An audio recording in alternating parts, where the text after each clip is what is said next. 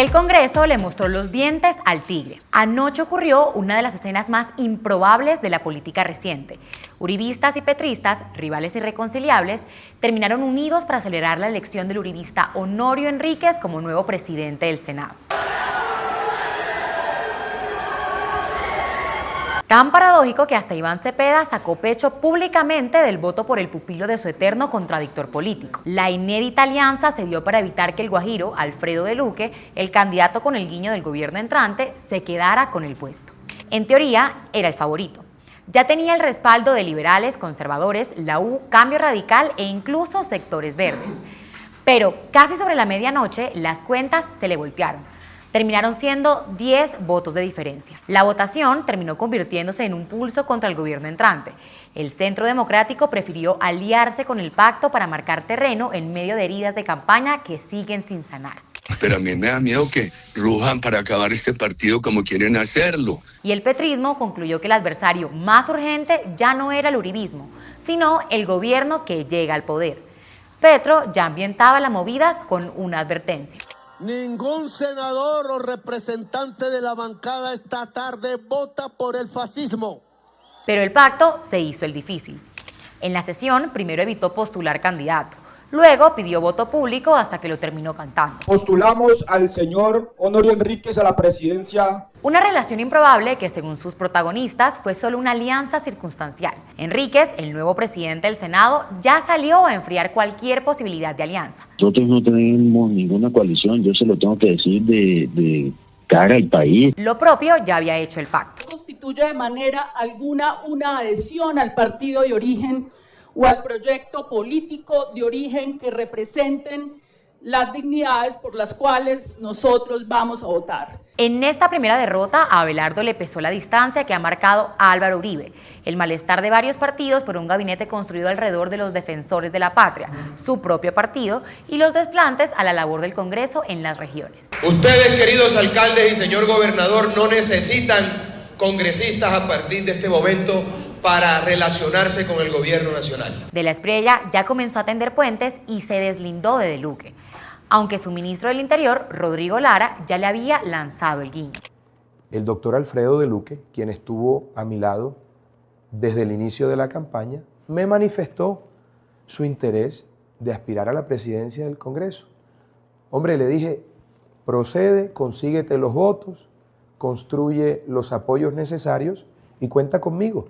Lo mismo le dije al presidente Álvaro Uribe. La presidencia del Senado suele ser el primer termómetro del poder de un gobierno y por primera vez en 30 años un presidente electo pierde ese pulso. La advertencia para de la Espriella es que su relación con el Congreso arrancó tan debilitada que terminó propiciando una alianza entre contradictores históricos para frenarlo.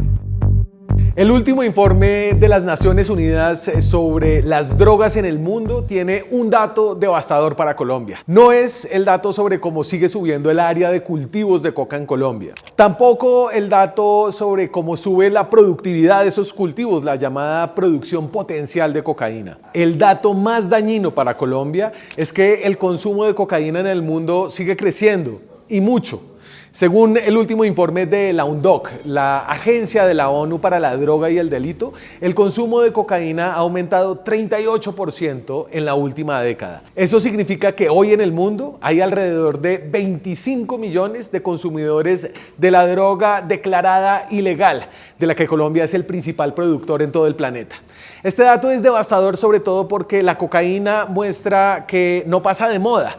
La droga de los 80s sigue siendo la droga de los 2020s. Además de su aguante y popularidad creciente, la cocaína tiene lo que los economistas llaman demanda inelástica. Esto significa que más allá de que aumente el precio a causa de todos los esfuerzos que se hacen para luchar contra el crimen, incautar, extraditar, erradicar acá en Colombia poniendo los muertos, los consumidores la van a seguir comprando así sea más cara, porque se convierte en un bien esencial. Por eso los números apuntan a que para romper la cadena toca hacer que los consumidores consuman menos o dejen de hacerlo, porque mientras ellos existan, habrá países, así no sea Colombia, que la producirán. Pero, ¿qué sabemos sobre esos consumidores? Increíblemente poco. Mientras que el gobierno de Colombia le paga a la ONU cientos de millones de dólares para que mida la expansión de los arbustos, su productividad, su procesamiento, los datos sobre consumo que presenta la ONU son muy malos. Para empezar, son los datos de los mismos países y ni siquiera hay datos anuales. El último del país que tiene más consumidores de cocaína en el mundo, Estados Unidos, es del 2024. O Francia, uno de los grandes consumidores de Europa, tiene datos solo de 2017. Australia, el país que tiene la tasa de consumo de cocaína más alta del mundo, a pesar de pagar uno de los gramos más caros también, tiene mejores datos. Los últimos de 2025 revelan otra cara del problema y de la desproporción de la guerra contra las drogas. Ser el país con el mayor consumo significa que el 4.5% de la población mayor de 14 años ha consumido cocaína en el último año. Eso da como 1 millón de personas de los 27 millones que tiene Australia. Pero de esos, solo el 3% tiene un consumo caracterizado como problemático, definido porque la persona consume todas las semanas. 3% del 4.5%, es decir, alrededor de 29.000 australianos. En Colombia, por ahora, volvimos a las épocas en las que pensamos que el problema de la cocaína se puede arreglar desde acá con los gringos, bala y glifosato. Empezamos 4 años de volver a intentarlo. De la Espriella prometió un gobierno de los nunca, pero terminó armando un gabinete con muchos de los de siempre. Durante la campaña insistió en que gobernaría con quienes nunca habían hecho parte del establecimiento político, pero los nombramientos en su gabinete cuentan otra historia. Los de siempre consideran que nosotros los nunca tenemos que pedir permiso. De los 15 ministros que ya designó, 5 ya ocuparon altos cargos en gobiernos anteriores. El vicepresidente José Manuel Restrepo fue ministro de Comercio y de Hacienda con Duque. Elsa Noguera, ahora en Transporte, fue ministra de Vivienda con Santos. E Indalecio Dangond, en Agricultura, fue asesor de los gobiernos de Samper, Pastrana y Uribe. Otros llegan con una larga trayectoria en los partidos tradicionales. Rodrigo Lara, designado en Interior, fue 2 veces senador de Cambio Radical. Mauricio Gómez también ocupó la curul 2 veces por el Partido Liberal. Y Paola Holguín, nueva ministra de Cultura, fue senadora del Centro Democrático durante 3 periodos y hasta aspiró a la presidencia por ese partido. También aparecen varias de las grandes casas políticas del país. Elsa Noguera y Mauricio Gómez tienen origen en la poderosa estructura de los Char, que se cotiza al alza teniendo al presidente despachando desde su ciudad. Por su parte, Miguel Gómez, ministro de Hacienda, pertenece a la histórica familia conservadora de los Gómez, también con mucho protagonismo en este gobierno. Es sobrino de Álvaro Gómez, nieto del expresidente Laureano Gómez y hermano de Enrique Gómez, actual senador. Y Juliana Gutiérrez, quien dirigirá Deporte, es hermana del alcalde de Medellín, Federico Gutiérrez, que apoyó a De la Espriella en campaña. Y no en vano, este departamento tiene 3 ministras de Estado. Los perfiles que realmente encajan con la idea de los nunca son pocos. El general retirado Jorge Mora en Defensa, el penalista Iván Cancino en Justicia, Omar Bula en Cancillería y la ingeniera Noemí Arboleda en Minas nunca habían ocupado cargos en gobiernos anteriores. Más que romper con la política tradicional, De la Espriella premió la lealtad. 10 ministros vienen de Defensores de la Patria o lo acompañaron desde la primera vuelta. En lugar de repartir ministerios para ampliar una coalición, prefirió fortalecer a su propio movimiento, con el que busca disputar el liderazgo de la derecha.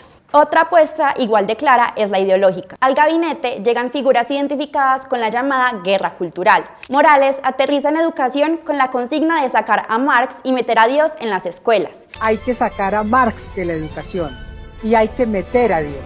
Mientras el designado canciller Omar Bula, tras casi 2 décadas trabajando en la ONU, es un activista digital prolífico contra la migración, la influencia china y el cambio climático. Pero la apuesta por rodearse de los mejores fue más limitada. Los perfiles eminentemente técnicos quedaron concentrados en unas pocas carteras complejas como transporte, minas, defensa, TIC y ambiente. El resultado es un gabinete poco convencional, no porque esté integrado por caras nuevas, sino porque combina políticos tradicionales con dirigentes fieles a un proyecto que quiere reorganizar la derecha alrededor de la Espriella.